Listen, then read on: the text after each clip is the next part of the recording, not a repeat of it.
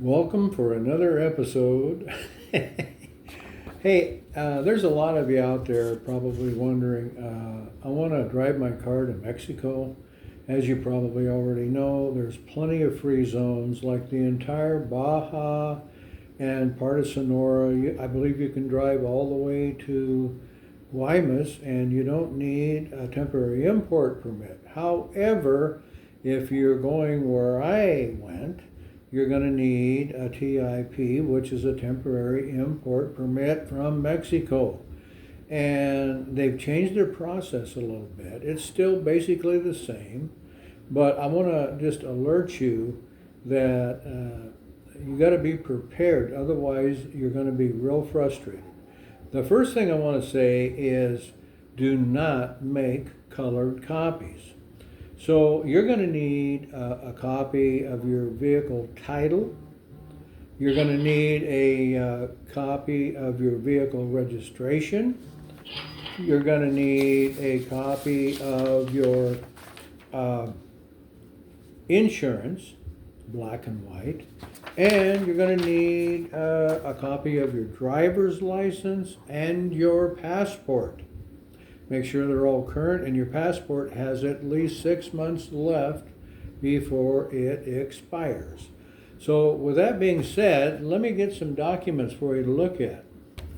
One final thing that isn't covered in the guidelines, if you go to Google and say, what do I need to obtain a TIP in Mexico? They're going to tell you all those things that I just mentioned. You know, your driver's license, your passport, your insurance for Mexico. And one of the things, and registration and title, of course. One of the things they don't tell you about is that you need to take a photo and make a copy in black and white so that you'll have your manufacturer's placard, which is usually in the door frame on the driver's side. Just take a photo of that and get a copy off your printer or someplace, connect to a printer and make a black and white copy. Make 2 copies because you know what, they might change the rules again. So if they do that, that's okay, you're prepared. But I paid, this is what a TIP looks like in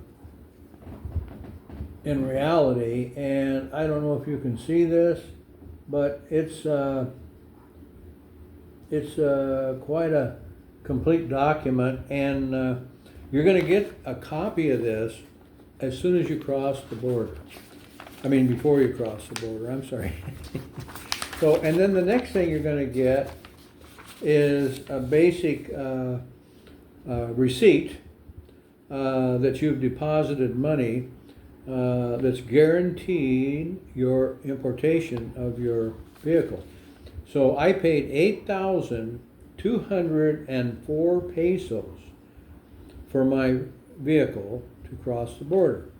And in today's dollars, that's about $440, $450. And then they charge an additional $50. Now that's your deposit, okay?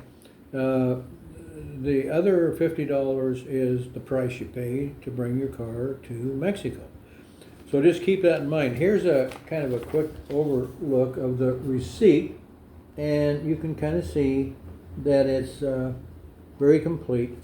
Make sure you have one of those because when you turn in, you only have 180 days, and it tells you right on your import permit when you need to cross the border on the day of or the day before, because I'm telling you what, you're going to get busted and you'll lose your $450. So keep that in mind. And then also,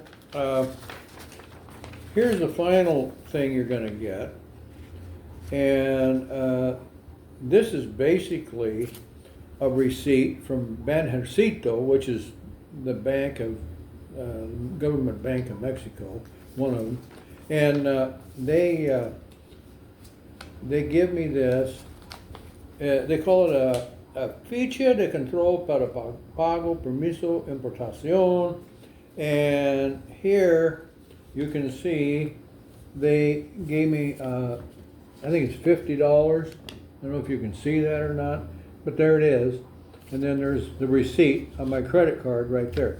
Now, make sure that if your credit card is maxed out, like a lot of us are, make sure you got at least $500 cash in dollars, not pesos, because they will not take pesos. They know their money is no good.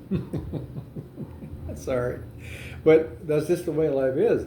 I think the political process in Mexico has kind of went flip-flop and gone the other way, and that's why the peso is over 20 per dollar right now, and 2 years ago it was down to like 16.80.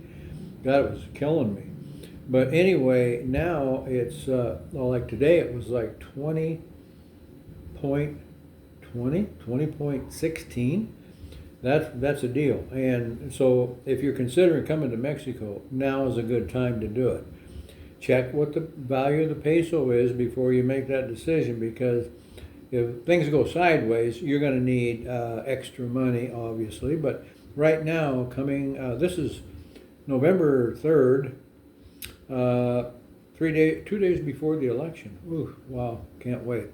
Anyway, I've already voted, and I hope you have too.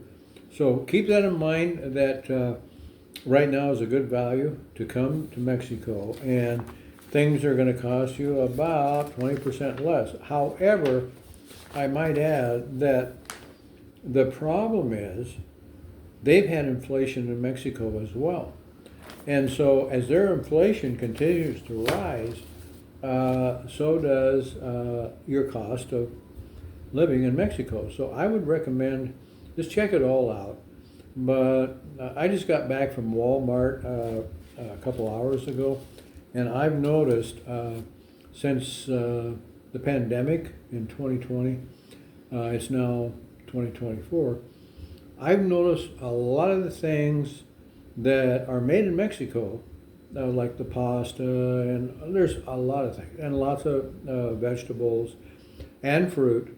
The prices on that is just 30% higher, minimum, and in some cases 40% higher. So the things that are more stable are like the grains, price of flour. Sugar's gone up about 25%, but overall, if you're a bachelor, or you're gonna like just get an apartment and cook for yourself, I'm saying that you're probably going to be about maybe 50% less overall in your grocery budget here than you would be in the United States, because the United States is no cheap deal anymore, and we've all been spoiled for a long time. However, hopefully, if things turn out good, we'll get inflation under control, and we'll all be happy again, and we can go sailing, and we can go traveling, and we can go places like Puerto Vallarta or Cancun or whatever you like. I prefer Mazatlan. I've been here 100 times, and my house here is really nice. Cost me about $450 a month, which that's in current peso value. So utilities are included, the internet and the water. I got to pay the gas. I got to pay the lights, and other than that, like my light bill, I don't like air conditioning, so if it's 80, 85 in the house, I'm loving it, because if you're a little older, your skin gets a little thin and you get cool easy. So yeah, utilities are cheap. My utility bill for a month probably run me 400 pesos or less, which is about $20.